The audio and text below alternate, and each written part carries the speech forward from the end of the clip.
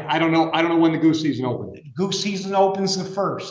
Okay. Okay, So what we're talking about September 13th, which is the day that you met the officer in the field. Okay, That day, was there anybody else hunting that 20 acres? no, sir. Okay. And did you have decoys out? I had 10 decoys and they had like 50 out there, over there. And their decoys were still out. Let me stop you. Okay. Let me stop you, because on my ticket, you scared me for a minute because I only know about one charge. So I just looked at the ticket that's in the court file. There are 2 things on the ticket. One is the baiting charge that we're here for today. Correct. The second one is recreational trespass, but on our court copy, that's X'd out. Correct. So we don't have that as an active charge. Where were your 10 decoys in relationship to the piles of corn that I see in these 4 photos? Give me an idea distance-wise, how much space separated your decoy spread from, and is this one pile of corn in the photos or more than one? Yeah, it was one pile of corn. All right, so how far between the pile of corn and your closest decoy in your spread? All right, People versus Robin Tromley. Mr. Tromley, good afternoon. Good afternoon. You ready for your trial? I'm sorry, sir? Are you ready for a trial, sir? Yes, sir. Okay. And Ms. Gillis? Yes, Your Honor. Okay. And Mr. Tromley, I'm okay with the mask on or off, whatever makes you comfortable, as long as you're not too muffled when you speak. Okay, If you're- I'll take it Okay. off, Your Honor. Okay. I just can't hear very well. I got a bad hearing. I'll speak up. If you can't hear me, just give me, Thank you, give me sir. some sign that you're not hearing me. Okay, thank you. First thing I want to get out of the way is, I guess you and I know each other? Pardon? Do you and I know each other? Do we know each other? Right. Do I know the dead DNR officer? No, do you and I know each other? We do, sir. How? We know, I have 35 years in Wayne County roads, and Okay. I was a supervisor over there, and I worked for my great owl operator. He retired since, but So we know people. we do know people. Okay. Yeah. But would you agree with me? You and I have no personal relationship. No, the Okay. only time I've met you was at the wild game dinner with Box. Okay. met Okay. you a couple times. Okay. Yeah, at the church. At the church. Okay. All right. Ms. Gillis, do you have any objection to me going forward today? No, Your Honor. Okay. All right. And are the people ready? We are ready, Your Honor. Is this your first witness? Yep, we call Officer Schomburg. All right, officer, come on up. Watch your step on the Am I incline saying ramp that over here. right? Schomburger. Oh, Schomburger. Give him an extra syllable, right? Swear, good morning, and Happy New Year. Swear affirm that the information you're gonna, no, that's wrong. Swear affirm to tell the truth, the whole truth, and nothing but the truth today? That's right. Let's see. I just did a search warrant, so I was trying to swear you in for a search warrant. I'm ready, Ms. Combs. Okay, Officer Schomburger, can you tell me where you're employed State of Michigan Department of Natural Resources as a conservation officer. and were you employed there during September of 2021? Yes, And around September 8th, 2021, were you investigating something like Yes. on field? Okay, Yes. can you tell me about that? What happened? Why were you investigating? I believe on September 8th, I viewed some decoys in the fields and there was no hunters there. And it was odd to me that the decoys were left in the field and there was no hunters. Okay, so what did you do next? Walked the field briefly, but I returned later at night. Okay, and what time did you return? You returned later that night or on the date of the 13th? Or It the- was actually the day after, it was the evening after the 8th, I think on the 9th around 12:15 or 12:30. I went into the field and located piles of corn cobs among the decoys. Okay, and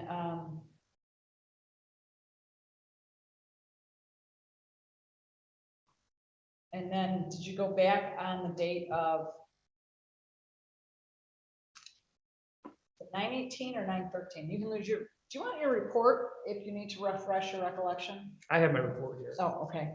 Can you tell me, did you go back at a later date and time? Yeah, I went back on the 13th of September. That's when I observed the defendant. Okay. Where did you observe him? I observed him in the field. He was approximately, I think, if I can refresh my memory in the distance, He was in the field where I had located the piles of corn and the decoys. He was approximately 75 yards from them hunting. Okay, when you say hunting, did he have a weapon on him? Yes, he did. Okay, did he have a hunting license on him? Yes, he did. Okay, and did he have hunting clothing, have appropriate hunting clothing for hunting? Yes, he did. Okay, and did you approach him? Yes, I did. Okay, and when you said the defendant, can you tell me what he's wearing in court today? He's wearing a suit and tie. Okay, the Great record tie. reflect he's identified. Noted for the record. Okay, and what did you do when you approached the defendant? I contacted him, checked his licenses, checked his gun. He had 2 geese.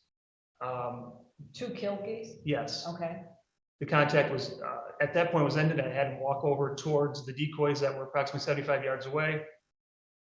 And I said, I asked him about the corn here. He said, wasn't his, but he knew about it. okay.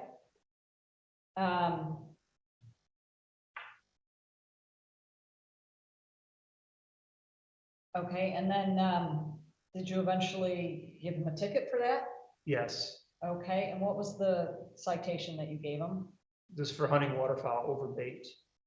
Okay, and did it look like, okay, and does that statute, and probably you're more familiar than I am with it, does that statute require that they knew or should have known that it was there?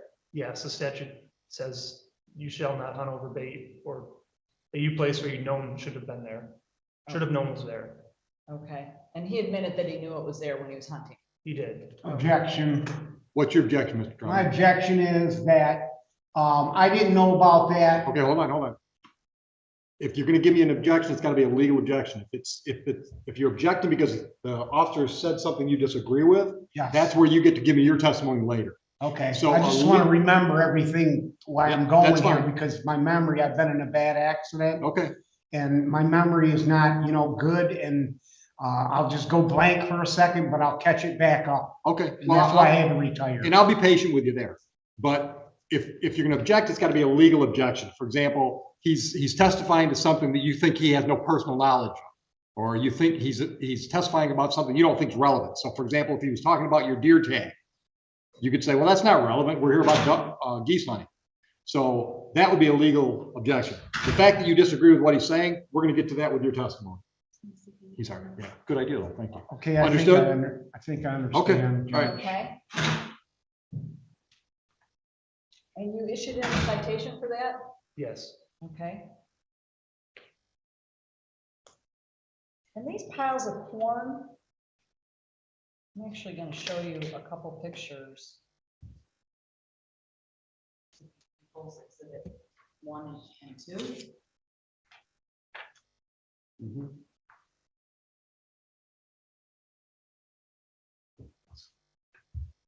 Okay, these are people's proposed exhibit 1 and 2, and these are these bait piles that you saw that night?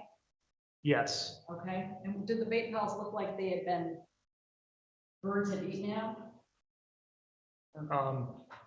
There is a picture of, I believe, I'm sorry.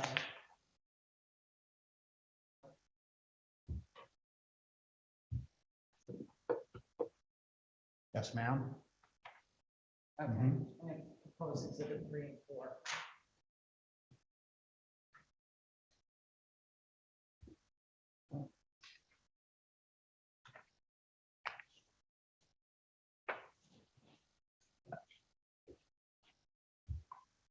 I can't, from these pictures, I can't tell if they had eaten at them or not. Okay, Let me stop you before you go further. And this was approximately 12 PM or AM? 12 a.m., middle of the night. So he was hunting in the middle of the night? No, these pictures were taken on the night Oh, okay, I got you. when I had walked the Okay, fields. I got you. okay. Yep, go ahead. So what time was he hunting at?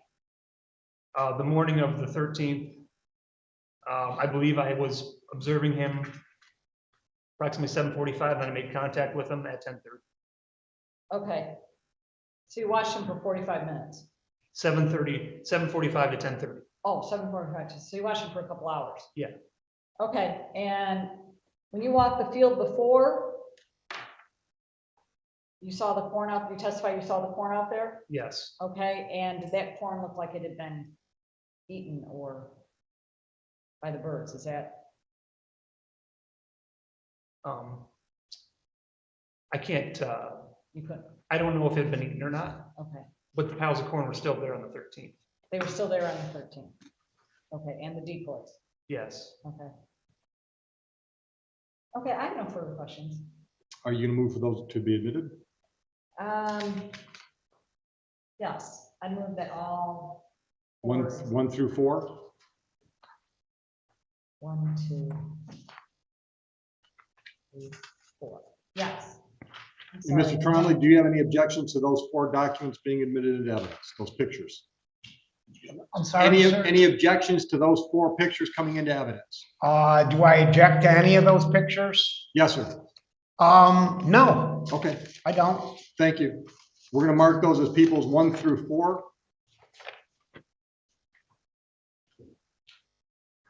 Yeah, let them mark them. Proceed, Ms. Gillis. I have no further questions, Your Honor. All right. Mr. Trombley, do you have any questions for Officer Schoenberger? No, just the one thing that I said. Okay, hold on. You don't have to ask questions, but if you have questions, now's the time to ask them. If you don't have questions, I'm gonna let him sit down and then I'll hear from you. Is there any other people's witnesses? I don't have any other witnesses, no. So if you don't have questions for the officer, I'm gonna let you talk. I don't have any other questions. Okay. Officer, you can step down, thank you. Well, I have one question. The piles that I'm gonna see in these photos that were taken a couple of nights before, were the piles substantially the same when you saw Mr. Trombley on the 13th hunting in the area of the piles? Yes. Thank you. Either one of you have questions for the officer based on my question? I have no questions, sir. No. I have no questions. Okay, you can step down, thank you. Mr. Trombley, raise your right hand. Do you swear or affirm to tell the truth, the whole truth, and nothing but the truth today? Yes, sir. All right, your turn to tell me your story. You can stay seated.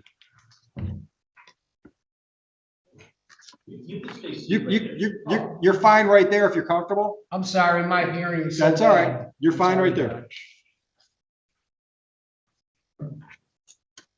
Go ahead. Tell me your story. My story is I went hunting that day, and me and my nephew were hunting, and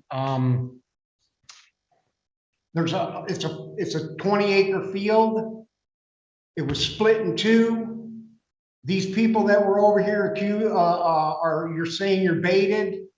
I was hunting the other side of the field. I didn't shoot that way. I didn't do anything that way, and I didn't know until that pile of corn was there until the officer approached me, and I thought it was great. He was coming out to check the field. I was real happy about it, you know. And then when I got there, it's like he went to the other place where I was parked in another field, which is 5-acre field next door to the 20-acre. And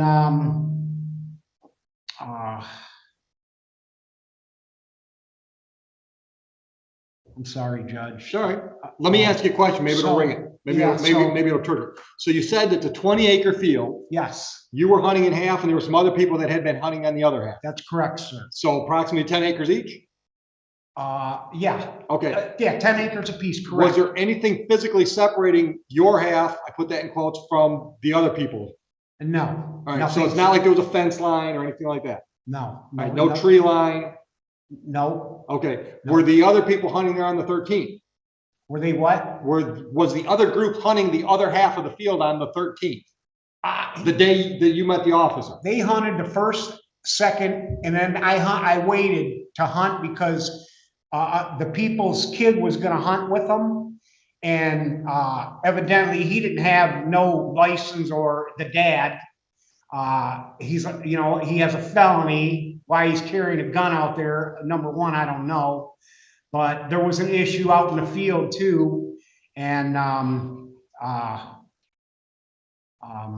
So they weren't hunting the same time you were? no, sir. They hunted earlier in the morning and then you went out? No, they didn't hunt that day at all. So the 13th, they weren't out there? No, the third, it was the fourth day of the season. I don't know when the goose season opened. Goose season opens the first. Okay, Okay, so I what went- about, what, we're talking about September 13th, which is the day that you met the officer in the field. Okay, That day, was there anybody else hunting that 20 acres? no, sir. Okay, and did you have decoys out? I had 10 decoys and they had like 50 out Okay. there, over there. And their decoys were still out? They left them out the whole season. Okay. I didn't think you could do that because I Okay. always took mine off when I went every time I hunted. Okay, okay, continue with your story. Okay, so, trying to think of where I was here. Okay, so I was on the one side, so the DNR officer, I seen him up in the parking lot of the driveway of the people with the 5 acres where I have permission to park and hunt. And I did get a ticket for that too, for recreational trespassing. And I begged the people, the officer, just call the guy. He's right over here. I know he's there because his truck's there. Let me stop you. Okay. Let me stop you, because on my ticket, you scared me for a minute because I only know about one charge. So I just looked at the ticket that's in the court file. There are 2 things on the ticket. One is the baiting charge that we're here for today. Correct? The second one is recreational trespass, but on our court copy, that's X'd out. Correct. So we don't have that as an active charge. Absolutely. All right, so you're only here for the one, baiting. Okay, But go it's ahead. the idea how it went down. Understood. You know, I practically begged them to call the lady right there and the man that owns the house. Okay, I have their name and phone number if you have any questions of them. Like I said, I have permission. The officer sat in the parking lot. We seen him sitting out there. We waited till about 10 o'clock, and that's when we quit hunting. We started packing up our stuff, and he came walking down the side of the field, and I'm not sure if my decoys were in yet or if I had just had them all bunched up. I'm not positive about that, but I did take my 10 decoys and I left with them. And that's when he come over. He said, "I'll be with you in a minute." He came over by the field and he hands me this ticket for baiting deer or geese and recreational trespassing. So, like I said, he called them and talked to the people, and that's when they dropped that particular charge. Okay. Okay. Where were your 10 decoys in relationship to the piles of corn that I see in these 4 photos? The other 10 acres over. We had basically split in 10 acres because I don't hunt with those guys. I know who they are, but I don't hunt with them. And there was a big issue out in the field. Okay. Big issue. Give me an idea distance-wise, how much space separated your decoy spread from, and is this one pile of corn in the photos or more than one? Yeah, it was one pile of corn. All right, so how far between the pile of corn and your closest decoy in your spread? I'm really not good at distances, but it was a good Well, way. Mr. I Trombley, couldn't shoot geese over there. You shoot geese, so you at least know 30 yards, 40 yards. Yeah, I was probably, 75 yards. I'm like not good on 100 yards. From decoys to corn? No, the decoys, actually, the guy put the blind right in the middle of a lay down blind. And I didn't even know it was over there. And when the officer brought me over there, he brought me over there and showed it to me. And I'm looking at it, I'm going, I can't believe the blind was wide open. It had something sticking out that I didn't see. My sight isn't that good either. I have 2 new eyeballs. But hold on, you're getting off track. My I'm question is, how much distance between your decoy spread and the corn? It was half of a 20 acre field. Well, that doesn't tell me anything because I don't know how deep the field is. That is deep. The deepness of the field goes from the creek that runs back there all the way to Pennsylvania Road. Try it this way. Distance from the back wall to the front wall of the courtroom, how many of those distances? Probably at least 10, 15, 20. So we're talking about 100 yards or more Yeah, something between like your that. decoys and the corn? Probably, yeah. Okay, all right. Yes, sir. Go ahead. What else do you want to tell me? So then you know, he kind of razzled me a little bit when you know, when he hit me for that. It kind of shocked me, you know. I couldn't believe it. So, he walked me over there and showed it to me. That's when I seen an open, layout line yeah. and stuff. And that's when then he handed me the ticket out the door. He goes, "This is what you're getting." He got my nephew for baiting and having 2 buckshots with him. I didn't know about him. I didn't see him. He found him in his bag. But as far as the baiting goes, Kurtzel's farms that, Ralph A. Kurtzel's farm. And when they pick corn, they go do they probably do about 15, maybe 5 rows. Okay, they fill up their big bin, and then they take the trailer and they take it back, just like blocks. Only blocks, they have a machine that picks them. Kurtzel's, they get in there, they got 5 guys handpicked. So as they go through, they're getting the big ears, you know, the good ripe ones, and they're leaving the smaller ones.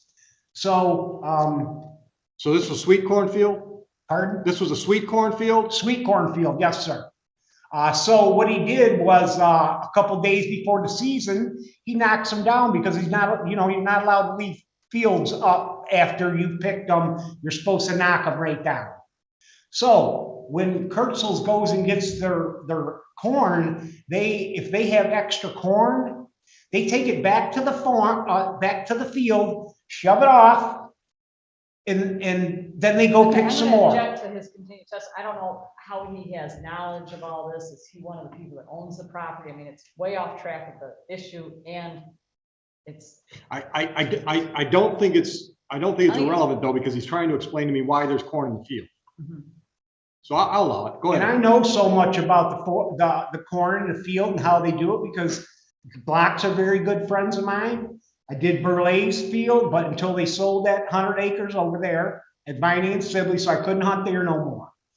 I have permission to hunt that through blocks and Al Burleigh, but he passed.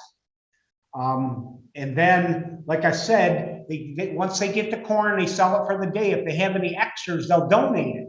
Well, if they don't donate it, then they take it back to the field. As soon as they get to the low part of the field, shove it all off, and they go pick it again. And they pick that field for the week.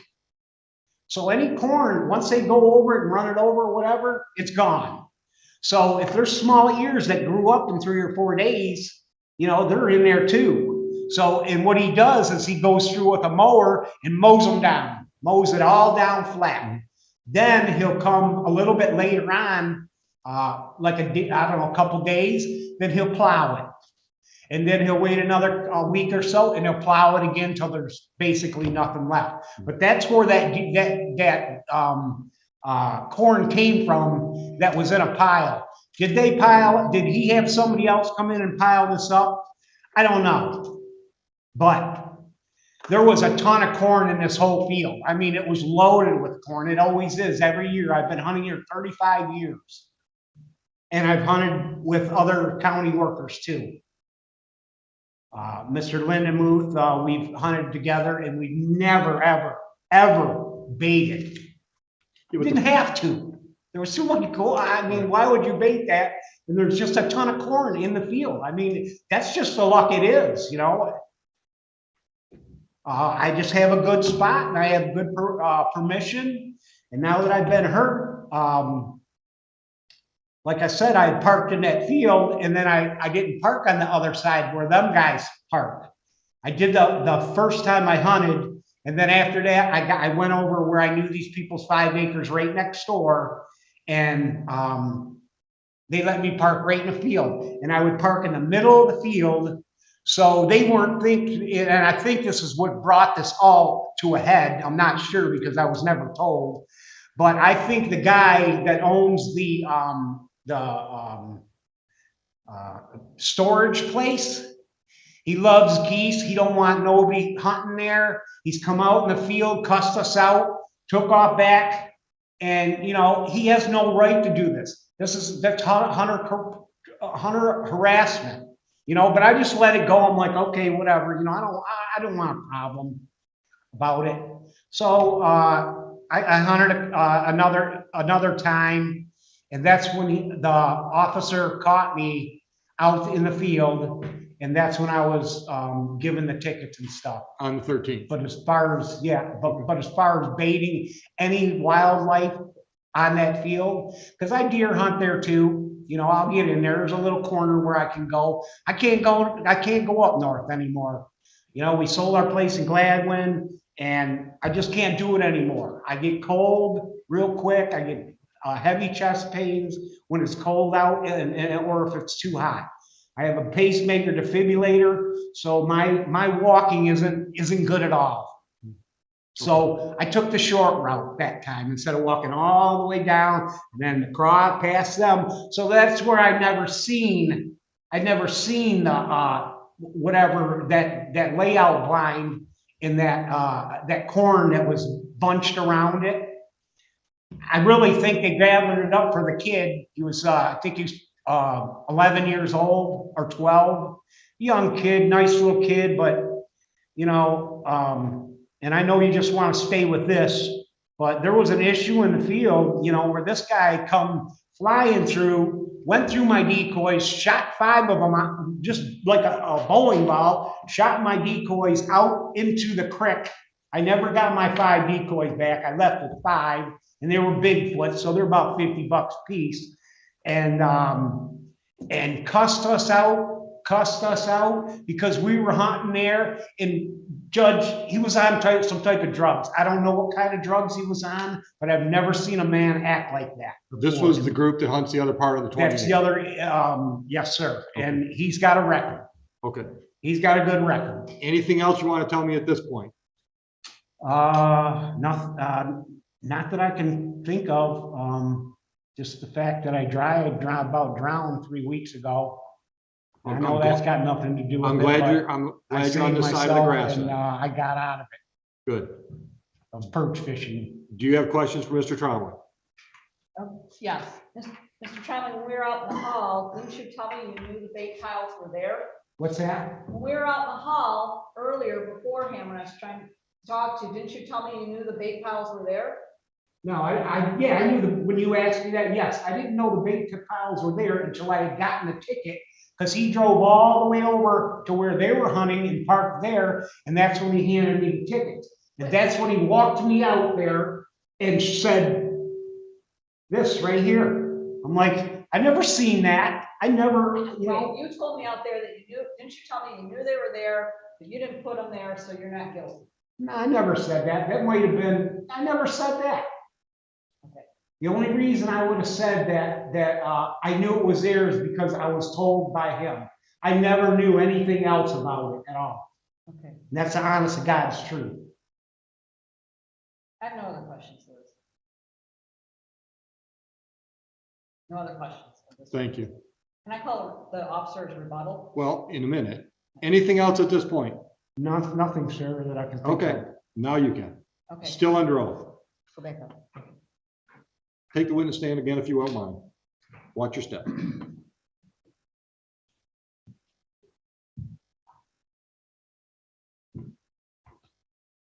Okay, Officer Schumberger, back to the date in question. How many, well, first of all, was this property separated at all, or did it all look like one piece of property? It all looked like one piece of property. Okay. And how many bait piles did you see? Multiple. Okay, were they near the decoys? Yes, they were only by the decoys. Only by the decoys. There wasn't other corn scattered about or anything? Nowhere. The field was completely tilled in. Okay, and how many yards was Mr. Trombley from the bait piles? 75 yards via rangefinder. Okay.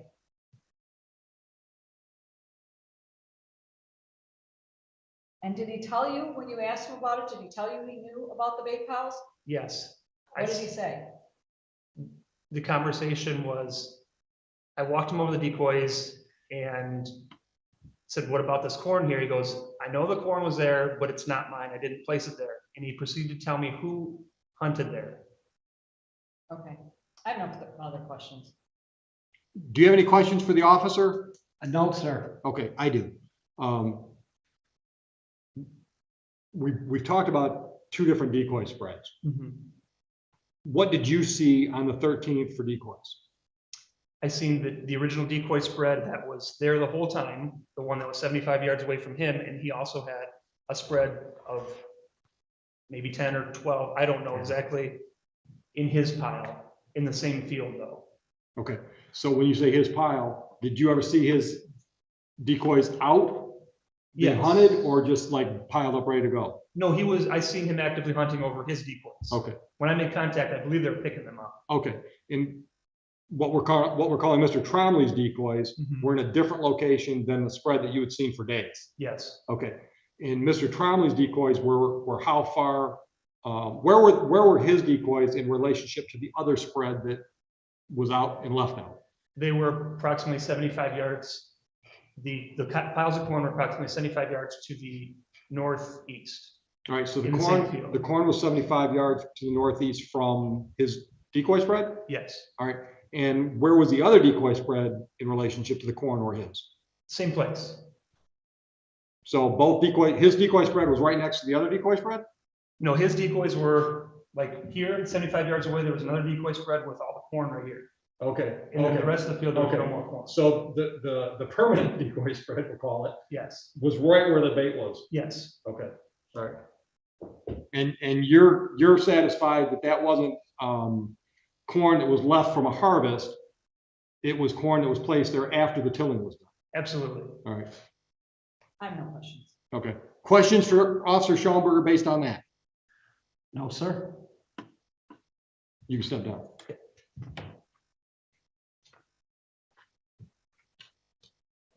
Are you done? No. Yeah, I'm ready. Okay, the statute that he was, I think it's on the ticket, was 3.402. That statute, says by the aid of baiting or on or over baited area where a person knows or reasonably should have known that the area has been baited.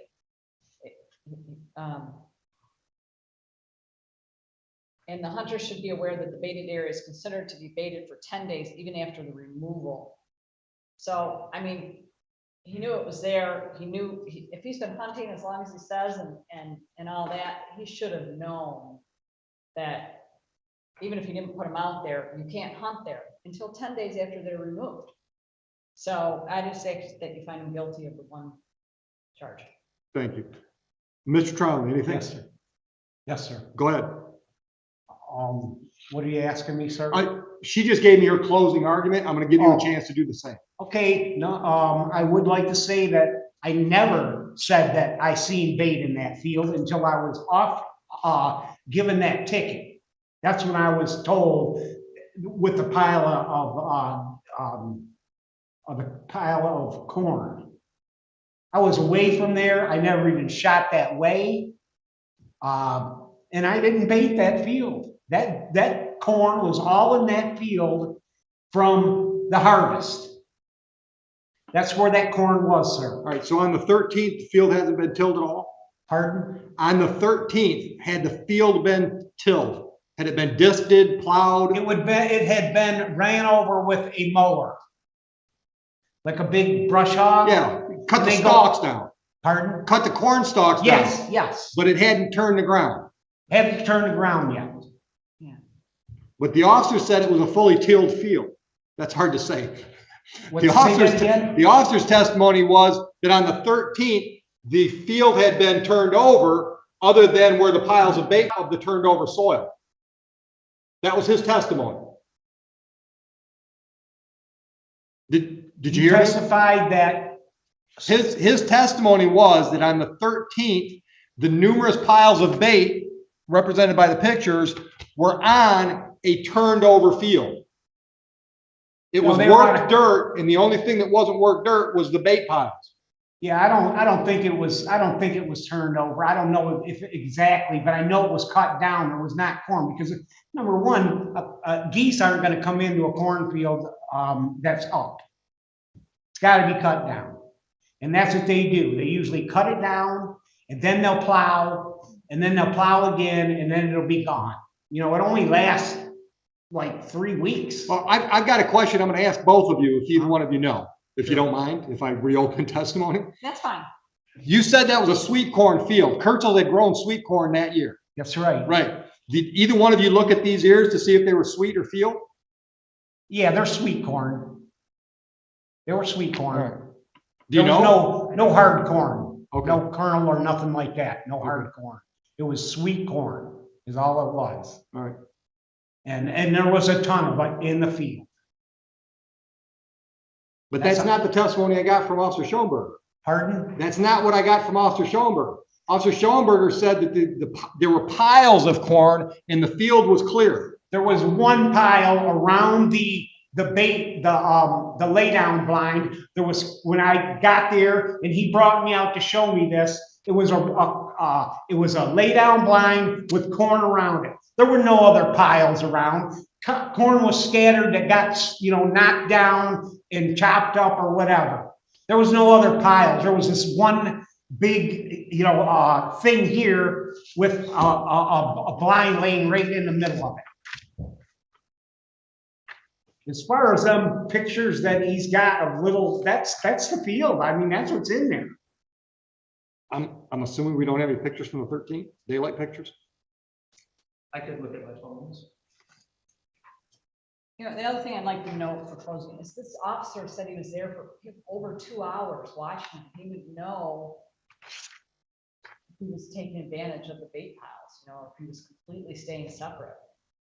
I mean, he doesn't have any reason to embellish, whereas Mr. Trombley his testimony is self-serving.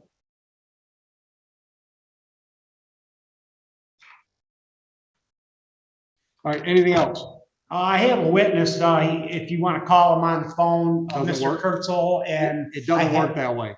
Pardon? It doesn't work that way. Okay, well- The witness has got to be here or at least on Zoom so Okay. counsel can cross-examine. In blocks, they do it the same way. When they're done picking, if they don't donate it to somebody, they bring it back to that field, Sure. shove it off. They don't sit there and go, "Oh, we're gonna sprinkle." They don't do Right. it. They don't have time for that. Right. No, I understand that. That's how it went down. I understand And that. I never had, I've been working, hunting there for 35 years. Would you agree with the officer's testimony that your decoy spread was within 75 yards of the corn? Yeah, it was a ways. I don't know exactly the measurement, but it was a ways away. It wasn't where they could come into his Okay, and start shooting geese. okay. And if they did, I just let them go land. It wasn't that important, I let them land in the field.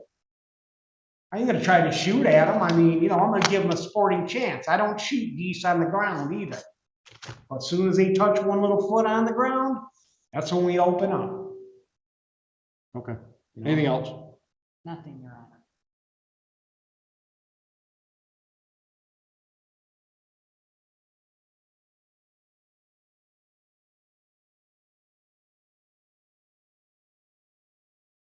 How does the statute address a hunter that's just in a recently harvested field? I'm gonna let him answer. No, I'm asking him because I know you don't know. I don't know, I mean- ask him. So, I don't know, and I'm more interested in this stuff than you are. repeat the question again. Yeah, my question is, let's say I'm set up, I got my decoys in a newly harvested field. I mean, like the combine went through Tuesday, I'm there Wednesday morning. Yes. We all know there's some corn in the field. That is a normal agricultural practice. And what the defendant said is that it's an abnormal practice when they bring corn back. That would not be a normal agricultural practice. And that's determined by the USDA. USDA, they determine what a normal practice is. And I had printed out the Fish and Wildlife Waterfowl Hunting and Baiting that kind of talks about normal agricultural practices and manipulation, differences of them. Mhm. And Yeah, but unfortunately, I'm the one that gets to determine what's normal agricultural practices in our area.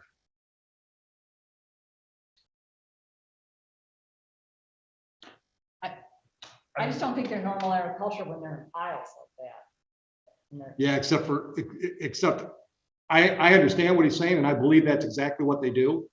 Because otherwise, they got to put it in a dumpster and pay $90 a dumpster to get rid of it.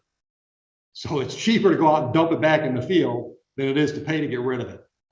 But regardless, you're not supposed to, the statute says if he knew or should have known, and he admitted to the officer, and he admitted to me out in the hall, and Right. that But he shouldn't have been there. yeah, but here's the deal.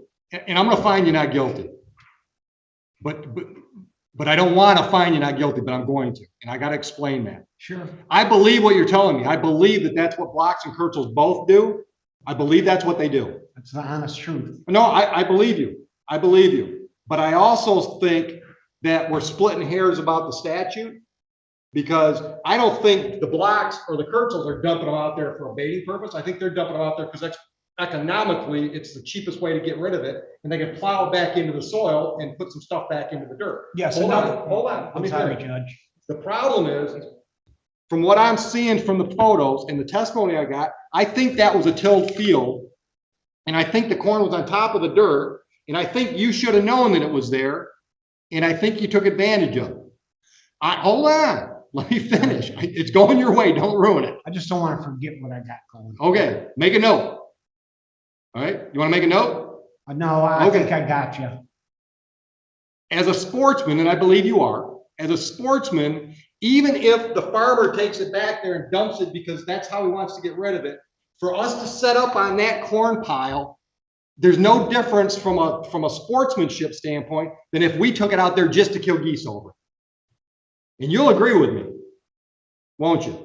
I'm sorry, Judge, I didn't catch it all. From a sportsmanship standpoint, it doesn't matter if Blocks dump the corn or you dump the corn, you're still killing geese over bait.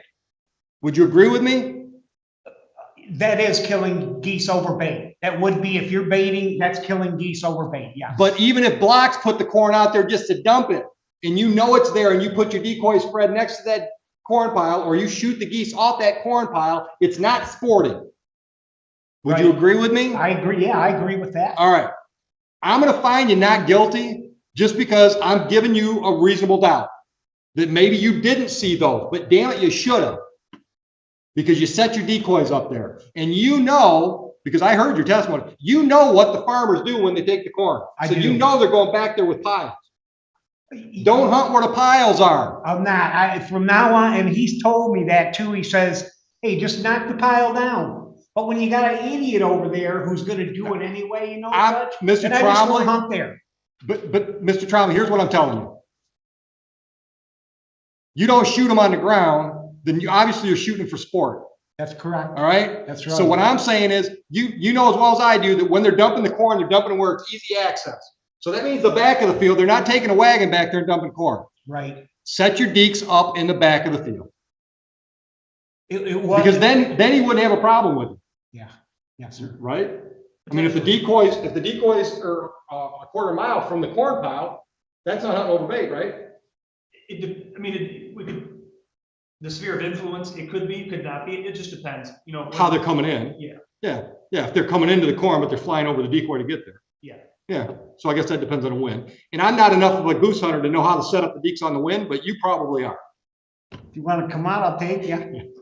And by the way, I'm trying to lease that 20 acres now because these yahoos want to come in and mess it up for everybody else. Right. And, you Well, know, it's just not good. I wish you luck on that, but make sure the Kurtzels are dumping the corn in one spot and you're hunting the other area. Absolutely. All right, Yes, sir. thank you, Officer Schoenberger. You're all set. Thank you, sir. And I appreciate you believing me because I was honest. I thought you were.